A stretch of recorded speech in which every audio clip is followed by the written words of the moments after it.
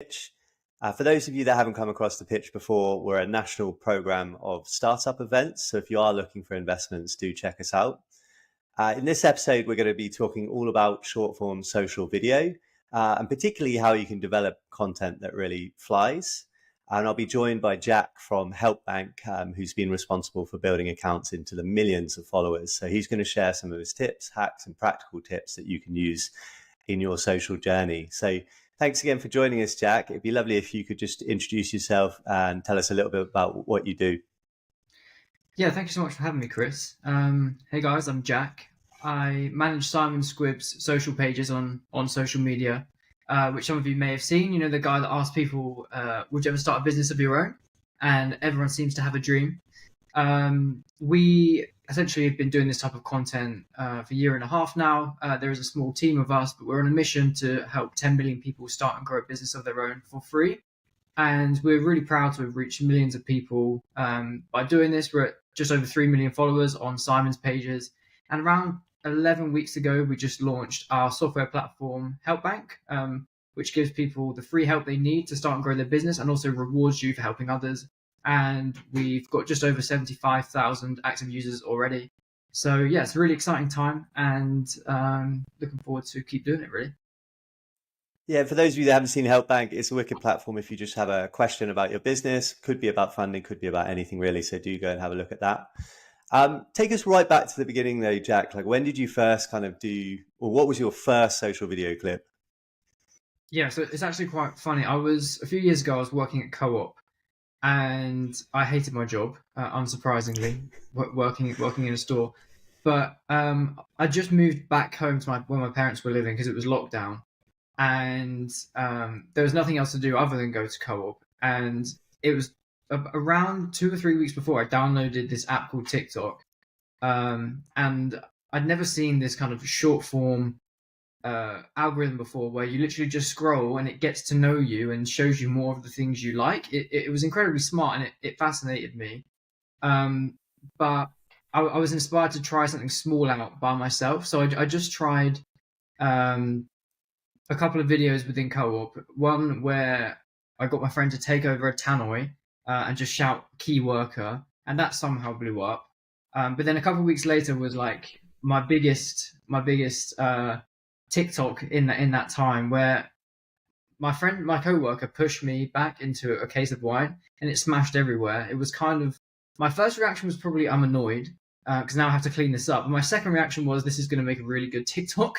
So we found the CCTV footage, we filmed that, and we put it with that viral sound. I just did a bad thing, and you see me knock over the wine, you see it go everywhere, and then yeah, that hit I think 1.2 million views. So I mean, that was good fun, but it kind of opened my eyes to how anyone with literally no following can now just get millions of views online, and it really intrigued me. So yeah, that was the start of the journey, really. That's hilarious. How long was it though from when you kind of did those clips still at Co-op in COVID times to actually when this was your full-time job? It was around a year and a half. Yeah, around a year and a half, I believe. Later on in that year, actually mainly through TikTok, I'd started learning more about social media, about marketing, and so I began my own small agency, helping other companies with the things that I'd learned being someone in Gen Z, but also someone who'd messed around with social media. And then, yeah, it was just over a year later, I took that full time and quit my job, which was Sainsbury's after that. And so then I guess I was doing a social agency. And then 6 months or so after that, Callum and I, Callum being our partner on Helpbank, and also helps edit for the Simon Squibb channels, we started working with Simon, and then I guess what we do now was born. Yeah. And I love the way you learned though. It's all organic, right? Like you really love playing with it, and by playing with it, you figured it out, and by figuring it out, you turned it into a business. Yeah, exactly. Like I never really ever thought it at the start, because I didn't expect anything from it, but because it was so, I guess, authentic, and it just was relatable to other people, but it was also just my life that I was living. People seemed to enjoy it, what's funny is straight after that, I thought, oh, well, I've now got 10,000 followers from this video. I can start talking about whatever I want and people will be interested. That wasn't the case. I did a video saying how I was going to start a business or something, and then nobody watched it. And it was a reality check that I wasn't the celebrity I thought I was turning into after having one viral video. But it was a very important part of the learning process of, yes, I had made a couple of viral videos, but there was a lot that go into it. And often trying too hard is kind of what makes people not go viral, because it's then not relatable at all. So then I kind of had to start again on how I was going to do it related to business and then try and get views. Yeah, so you mentioned three things there. You said authentic, relatable, and then it resonates. And I think you kind of talk a bit more about that, and then take that from sort of your experience to what you'd advise people that are trying to build these channels. Yeah, so I think people are very, very quickly going to judge what they're watching as to whether they scroll or not, right? And one of the main things is like, is it relatable? Or what actually, put yourself in the audience shoes. Why would they watch it? When you're scrolling, why do you stick and watch? You normally because you think, oh, I can learn something, oh, this is going to be useful, or oh wow, that's kind of like me, this is funny or relatable or something like that. And it's these core or that's super interesting, or I've never seen anything like that before. It's these extreme emotions that like you immediately feel and you don't even realize, which is what makes you stay. Some type of curiosity or value. And just with the wine video, for example, like that's more on the extreme side. So then people are going to watch, or even with some other like supermarket videos just in the uniform. People in the UK will then watch that just because they recognize it and they relate to it. So they're going to stay half a second longer. With business content, someone that's built million dollar companies or billion dollar companies, and they start talking and they quickly get across what they've done, more people are going to listen because they think, oh, I'm going to learn something. And it's just that you want to jerk that immediate reaction within somebody, which I couldn't do as a very new entrepreneur trying to do business content. So then I then had to reverse engineer the type of content that I did, and I found more success of just leveling with other people in my sort of position, becoming somewhat relatable and kind of sharing my journey. Don't get me wrong, it was nowhere near as successful as the viral co-op clips or even anywhere near like what we do with Simon now, but it allowed me to build a bit of an audience because I wasn't trying to be someone else. Like if you haven't had any business success and you start trying to make preachy business content, no one's really going to watch it because they can see right through you, right? But you always have something unique to you, or something going on in your life that people would be interested in. You've kind of just got to find that like nice authentic blend, if you get me. Yeah, and I love that idea of share your story, right? Because most people are selling to people kind of like them. Mm-hmm. Exactly. And is there anything like you think of visually, whether either for Simon Squibb or the business stuff, in terms of like how you frame the shot or what's in the background or what you're wearing to make sure that it resonates, or should that just come naturally? Yeah, I think it slightly depends on what type of content it is. I think, for example, if you are just someone, say, giving business advice and you're sat down giving it, it's less important with where you are, what you're wearing, more how quickly can you convey how much value you're about to give is. However, if you're doing something travel based or even like us with Simon, it's street content. It can make quite a big difference because people want to know where you are, and if it looks either different or interesting or they know where it is, that can make them stay longer. And it's more likely to provoke that initial emotion. Like one of the main things with us, with the street content we do with Simon, it's that like voyeuristic sense people feel of watching this conversation happen, watching someone interrupt someone else. If they just see the conversation of Simon talking to someone else, it's not necessarily as interesting. But when they see Simon go up to someone and they see the uncomfort on someone else's face of, I'm not used to random people coming up to me. People actually like that, and they might take it positively or negatively, but it sets you apart from other people, and it again kind of sparks that initial emotion a lot of the time, which seems to get people to stay and then learn the lessons through the content, or then engage with the person's story that they also relate to, or resonate with the expertise that Simon's giving. And there's lots more layers that people can learn from once they've kind of stayed past the first few seconds. We're just going to take a really quick break from this episode of the Seed Stage podcast to tell you about Carrie's business. They're proudly partnering with The Pitch this year and help make the competition free for all the wonderful founders that take part. If you are looking for equipment for your startup, we recommend checking them out. It could be anything from your laptop, your basics, through to equipment to record better short form video for social. Yeah, I can't help but think of that one lad that quit his job on the phone right there and then. So do you want to talk a little bit about that one in particular? It might be a nice example to share.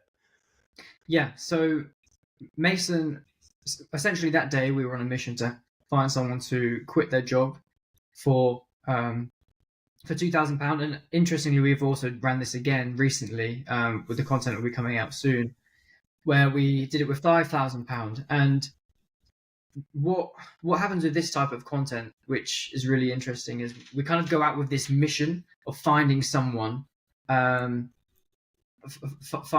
do this big outrageous task. And we've kind of found a couple of benefits from content wise from going about it that way rather than say just interviewing someone about a subject. One is that when you're doing this in like a longer form content, or you're having lots of clips in this style, people get on board with your mission. They want to see you. They get on board with the journey, and they want to find someone. They want to be on board with you to find someone to do this crazy thing. So that's one piece. But also, again, when Simon's interviewing these strangers in the street, it is actually quite a big decision for people, especially people that hate their jobs. Some people are really tempted to do it, but you can see that the programming in their head of, okay, this is a big risk, but it's also a big opportunity, and people relate to that person. And a lot of people will comment, say, I would 100% do it, and they'll be frustrated at people that hesitate. But then, of course, there's the drama of them actually doing it. And in Mason's example, the one you mentioned, he literally rang up his boss and quit on the spot, and then came with us, and we kind of showed him how to start a business. And a similar thing happened in this one we did the other day. And I mean, it doesn't really get more dramatic than that. None of it's staged. It's real life drama. So someone's actually gonna completely change their life after a stranger's come up to them that they've just met. And there's something really magical about that. And it doesn't surprise me actually that it does so well, because it's genuinely as fun as it looks on camera to do it in real life. Like, take someone and make them completely change their life around. It's interesting. Absolutely, you're capturing just the kernel of a really like special emotional moment there, and I think that's the beauty of it. And Yeah, I do want to draw this back to kind of like people that are starting out or just building their accounts in a second, but yeah, just give people an impression. Like, I've spent a day filming with you. I've seen kind of how much work goes into getting like one or two very short clips. So just give that people that kind of behind the camera view, like what's involved in capturing something like that, like how much resource and team and time. yeah. So this is actually quite interesting, because a lot of people will see content maybe like ours, or especially people that do it even more high tech than we do, like Mr. Beast or all these people, and it can seem kind of unachievable to create content like that. But on the face of it, sometimes Simon will go out with just a phone, and he'll still get as many views with the same concept, going into a supermarket and filming someone and asking them the exact same question. So some days it could just be Simon. And I want to get that across, because you don't necessarily need a whole team with you to make good content. However, we do have normally one or two cameramen and then Simon, and then obviously the rest of the team if we're around, but two cameramen and Simon. And it's really just a numbers game, really. We've kind of got this formula that works for us, and you'll have the same for yourself once you try out these different things and find what's authentic to you. We know this formula works, so then it's just numbers. We'll talk to 10, 20, 30, 40, 50 people over a few hours. One in maybe 3 will stop for a conversation. Now Simon gets recognized a lot. It's kind of more, and sometimes you get people queuing up, and that adds a different angle to it. But yeah, lots of rejection, lots of interesting conversations, and then we try and actually put most of the clips out that we get of these conversations, because you never really know how they're going to do. But yeah, I think just really important to emphasize, once you kind of find what's unique to you in a formula that you like, it's just about numbers, and keep trying it, keep innovating, and then reacting to how well your videos do and doing more in that style. You don't really need to overthink it more than that. I don't know anything about kit myself. Obviously, members of our team do, but it's a lot more about who you are, who you're resonating with, and then how much of it you're putting out, than like what team you've got and what lens you're filming with and stuff like that. So let's talk about that formula in a bit more depth then. So you have this incredible thing, and like at some point it's going to be on TV. That's my feeling. It's like you've developed it for a few years, and it feels like it's kind of on the cusp of getting there. But that was a few years to get there. So tell me about the sort of evolution and like maybe like how it felt to try lots and lots of different stuff to hit upon something that you felt like you could absolutely run with and scale. Yeah, so it's interesting actually. When Callum and I first started working with Simon, Simon had already done an incredible job at building an audience online. Nowhere near as huge as it is now, but due to his experience, his authority, his knowledge, and his eccentric personality, um, he had already grown quite a big audience. But this was also in the time that TikTok was quite small. So what had been working for him for the first couple of years slowly began to work a little bit less, just where there was more people on the platform. And I guess Simon had already done a few hundred videos, like talking to the camera, say teaching something.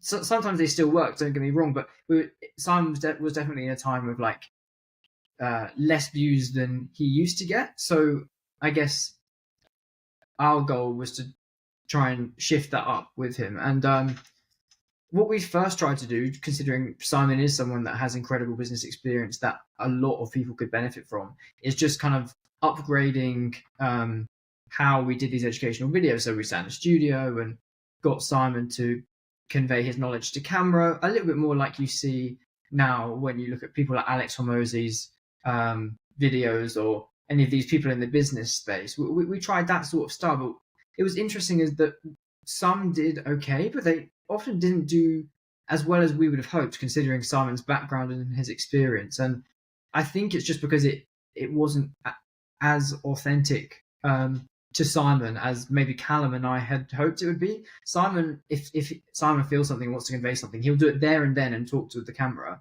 And he definitely doesn't want to read out a script because he always says he's dyslexic. So it's not how he can most naturally convey something anyway. So looking back, it's not surprising, but at the time, it's like Simon has knowledge. Why is it not good enough? But so then over time, we started just trying a few different ideas, and Simon tried these videos in public a couple of times just with his phone, going and asking entrepreneurs about their dreams, and a couple of those got views very, very quickly. And we'd always had the mission to help real people start their own businesses for free. It's not just about what Simon had learned. So it very quickly felt very authentic, but it also was something that we then as a team saw a lot of room for us to do a lot more with and improve with. So it was within a couple of weeks, we'd started trying to put these videos out most days. We'd turned up to London, to Tunbridge Wells, these places with a microphone and with another camera to try and test out different ways that we could get these clips to resonate. And literally within a month or two, we had our most viewed video ever. And we were doing these clips all the time. But what clicked was just we found something that conveyed the mission and messaging that we and Simon wanted to give. And it was also authentic and easy for us to do. It was fun to do, and it wasn't painful at all. And it was natural, and that was the main difference. So for anyone listening, you do want to think about what your mission is, of course, what you're selling, and what you want from the audience. But you also want to think like what you are going to enjoy, what's natural to you, and then just try different things. And when you feel something click that it isn't painful for you to do, and it does well, then do more of that. Because it's not like other parts of business, from what I've seen and heard, where it's like even if you don't like it, if it works, you can kind of do it. Content's not really like that, because if you don't feel it, the audience are going to feel it, and then it's never going to do well. So it's probably the most important thing is that you enjoy it and it's fun as well as everything else. So I like how you broke some of that stuff down. So obviously it's got to be on mission, it's got to be something you enjoy, and it's got to kind of like tell your story or, bring people along with your story. And I put you on the spot a little bit here, but can you think of like, thinking about the pitch community, how could you pick like a type of business and how they might sort of explore kind of sharing their own story and hitting those notes that you mentioned? Yeah, for sure. So let me have a think. For example, if someone's selling a physical product, and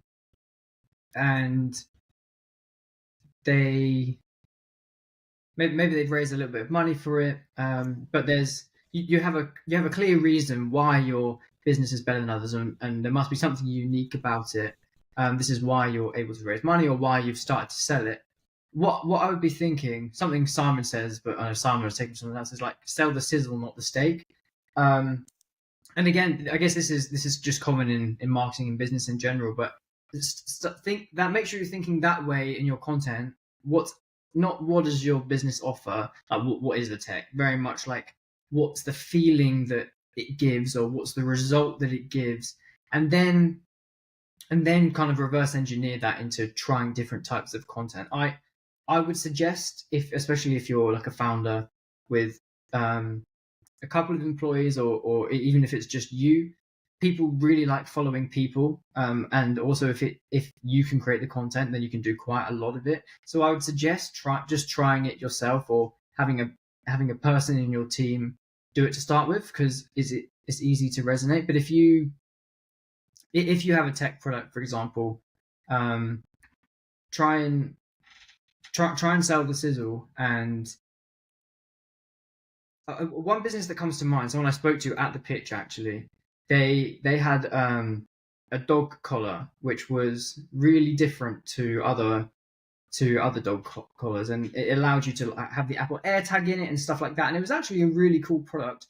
I would love to see content for that business, where you actually just you tell a story of how the dog got stolen, use it, but you managed to get it back with that AirTag. Tell the real stories that dog owners will relate to. Show the dogs like enjoying it, and these things, and make it really relatable. I'm struggling to hit the nail on the head with this point, actually, but We're just going to take a really quick break from this episode of the Seed Stage podcast to tell you about Curry's business. They're proudly partnering with The Pitch this year and help make the competition free for all the wonderful founders that take part. If you are looking for equipment for your startup, we recommend checking them out. It could be anything from your laptop, your basics, through to equipment to record better short form video for social. If you are listening to the episode today because you're excited about short form social, they've actually helped us create an entire course that will give you everything you need to put together your ideas, plan shooting, understand what equipment you need, and create a process to make your life as easy as possible. If you are excited to learn more about short form social, the link to the course is in the show notes. No, I feel that with the example, and actually he does. I know the founder you're talking about. Can't remember the name though. I'll drop it in the show notes. But he does do well on TikTok, funnily enough. yeah. But I guess it's like, say you had a fitness app, you want to sell the benefit, right? So it's almost like talking a bit more broadly about your fitness journey and kind of what excites you about it, and what makes you feel good, and the product is kind of secondary. Yeah, exactly. What I usually say to people is just try and just think deeper than how can I get sales for my business now. Content's kind of like a longer play. So if you're thinking, how can I enjoy this over a couple of years? How can I have a purpose bigger than me for my business, which is really clear throughout my content, and you can just work on that for a couple of years rather than like trying to bring leads in for your business now. That's, I think, how people would see better results. I think with business and with marketing, people want a return, which is natural, and people want it quite quickly. You've kind of just got to detach from that a little bit with content, and if it's authentic to you and it's showing specifically what's unique about what you do and what your product offers, over time, you'll build a loyal community of people that like what you do or what your product offers. And that's more valuable than anything, but it just takes time. Whereas if every video you put out is like just try, like a Facebook ad would be, like a direct ad for your product, you're not going to build that loyal community, because you're always selling to someone. Does that make sense? Absolutely, yeah. I think we spoke to Financial previously on the Laura from Financial on the podcast before, and she said, our mission is to help people become financially well. So the content doesn't have to convert immediately, right? If we put something out there and it helps somebody, it's helping our mission, and the community will grow, and then we'll eventually grow the app on the back of the community, right? So it's 100%. that philosophy, like you said, of sort of detaching yourself a little bit, enjoying it, making it sure it has the impact you have, and knowing that the results will come further down the line. Exactly, yeah. And I guess that's the Help Bank story, right? You built that following, and now you actually have something to kind of point people towards that have joined that community on the various platforms. Exactly, yeah. I mean, Simon was only one person, right? And he can only help so many people. But that being said, with a mission to help 10 million people, you need a bigger way to help someone beyond one person. So yeah, that's how Help Bank was born. We needed a way where the community, the massive community that was growing, could easily help each other, continue the mission of not charging them for help, but also allow those people who do help to get rewarded. And although it's a challenge through that mission, Help Bank was then born, and then also we can begin to reap the rewards of building up such a big following for the Simon Squibb channels, because all of these people have connected so deeply with Simon's story, Simon's purpose, Simon's mission, then want to convert to users of Help Bank, because it's, again, still so authentic to the whole story. And also, we're not always asking something of them because we hadn't had a product up until this point. So people have always wanted to support, but because we hadn't been asking all the time, now when we do have something to ask for, loads and loads of people wanted to join, and then luckily found that it helped them as well, and it's kept growing and growing and growing. But it kind of demonstrates how over a long period of time, that's how an audience can get super valuable. Whereas from day one, if you're launching your socials on the same day you're launching your business, you're not going to have that sort of effect. But over time, you definitely will.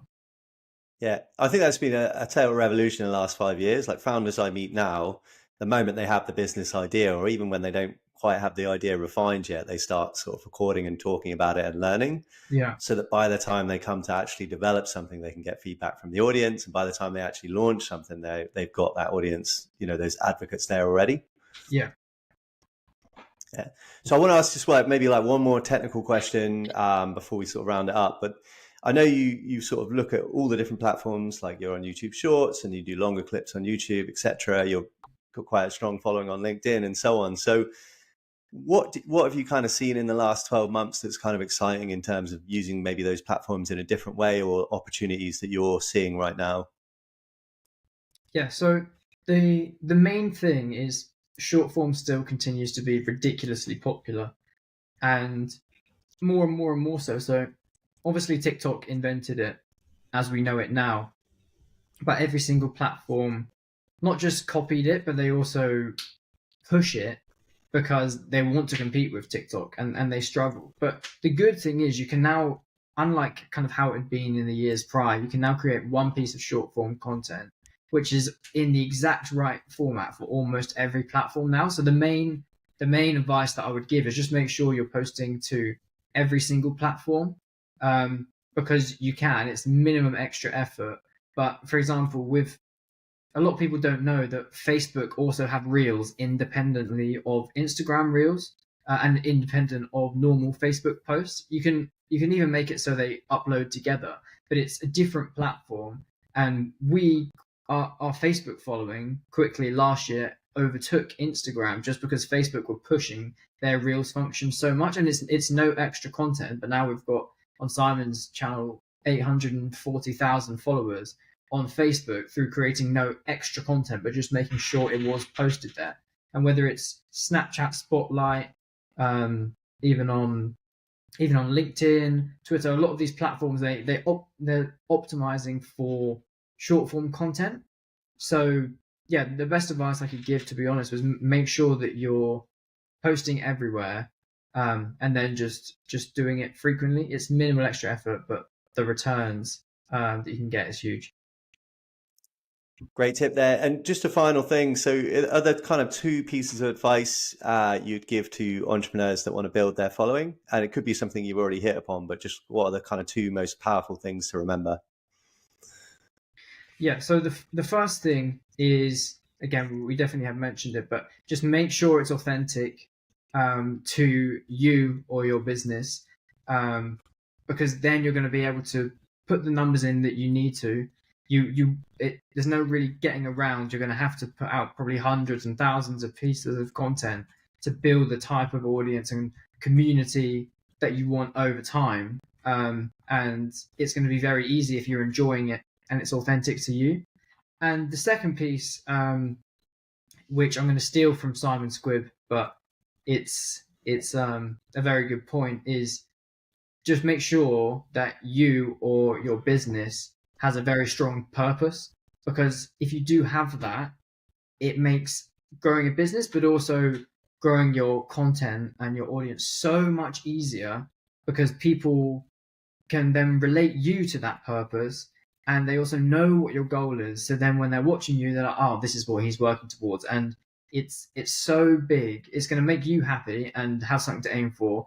But like, more importantly, in terms of content, people are going to know you for it. Like, for example, there's someone who goes by the name of the hardest geezer at the moment, and his current mission for the whole of this year is he's running the whole length of Africa. So I guess that's, you could say that's his purpose at the minute, is I'm running the entire length of Africa.